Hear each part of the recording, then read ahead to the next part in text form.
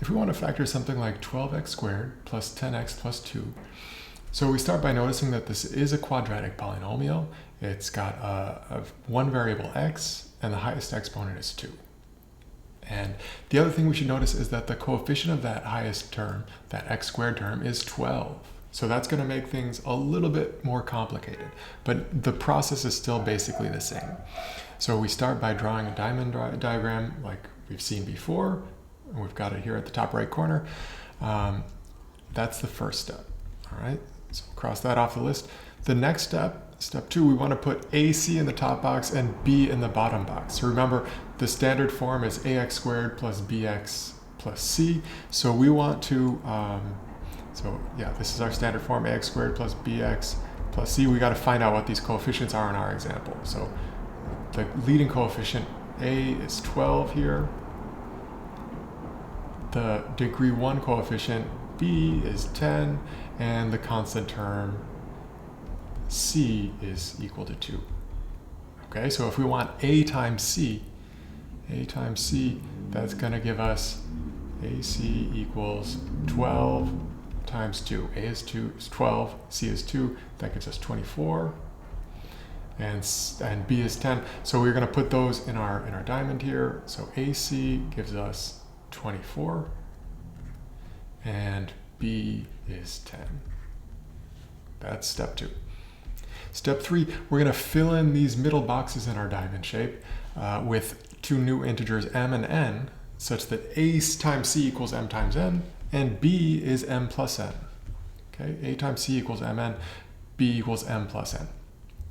So we got to do some factoring here. So AC, we said that was 24. So how can we split this 24 up into two numbers that add up to 10? So we could start trying, maybe 2 times 12. 2 times 12 is 24, but if we add them up, 2 plus 12 is not equal to 10. So that doesn't work out. So we got to try another factorization, 24. So we're keeping in mind that we want our factors to add up to 10. So if we do 1 times 24, that's going to add up to 25. That doesn't work. If we do 3 times 8, that adds up to 11, which is close, but still not equal to 10. So then the last pair of factors we could consider is 4 times 6.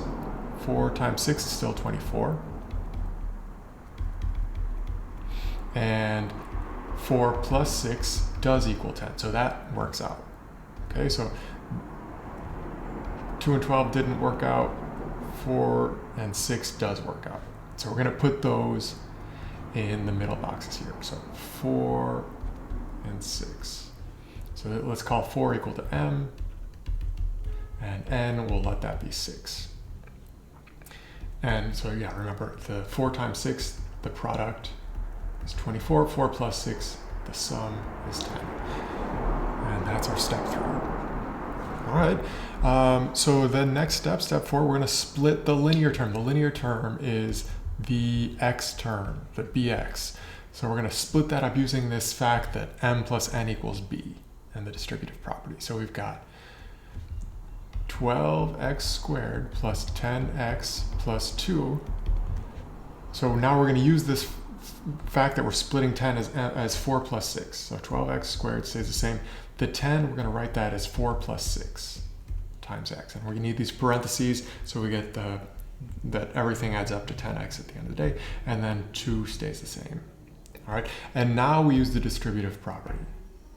X times 6 plus x times 4. So we can take this to the next step, 12x squared plus 4x plus 6x by the distributive property plus 2. All right, so we've split the linear term into two linear terms, 4x and 6x, but we haven't changed the value. And now we're going to actually put in some parentheses because we want to think of these 4 terms as split up into 2 separate groups. We haven't changed the value by throwing these parentheses in, but it's going to help to think of the 12x squared, and the 4x is one part, and the 6x plus 2 is another. And that's step 4. Step 5, we're going to factor the greatest common factor out of each set of parentheses here. Okay, so first we got to find the GCF, the greatest common factor of 12x squared and 4x. Well, 12 and 4, they have a greatest common factor of 4. 4 goes into 12 evenly. And x squared and x, we can put x into both of them. So that's the greatest common factor, 4 times x. The GCF of the next term, 6x plus 2, 6x and 2. Well, so there's only an x in the 6x, there is no x in the 2, so we can't pull a variable out. But we can pull a 2 out. 2 goes into 6, so 2 is a GCF of these two monomials. And so once we've found these greatest common factors, we're going to use that to rewrite our 12x squared plus 4x plus 6x plus 2. So 12x squared plus 4x plus 6x plus 2. So we pull the 4x out of the first one, 4x, and then the quotient, or the remainder is, or what's left over, I should say, is, so 4x goes into 12x squared 3x times, and it goes into 4x once. And with the 6x plus 2, we can pull a 2 out. That leaves 3x plus 1. 2 times 3x is our 6x. 2 times 1 is our 2. So we've rearranged this using the distributive property here twice, and the greatest common factors. But that's step 5. And the last step hinges on the fact that now that we factor these GCFs out, something really interesting has happened. We've got a 3x plus 1 here and a 3x plus 1 there. It's the same factor in both terms.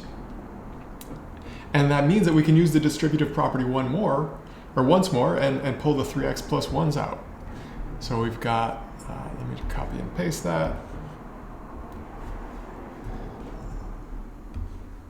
So this is where we started from at the end of step 5. And we want to use the distributive property again, so we can pull the 3x plus 1 out of both of them. That leaves 4x as the first coefficient and 2 as the second. That times 3x plus 1 is equivalent to our original quadratic. And if you multiply this out, you are actually going to get 12x squared plus 10x plus 2. We factored it into linear terms.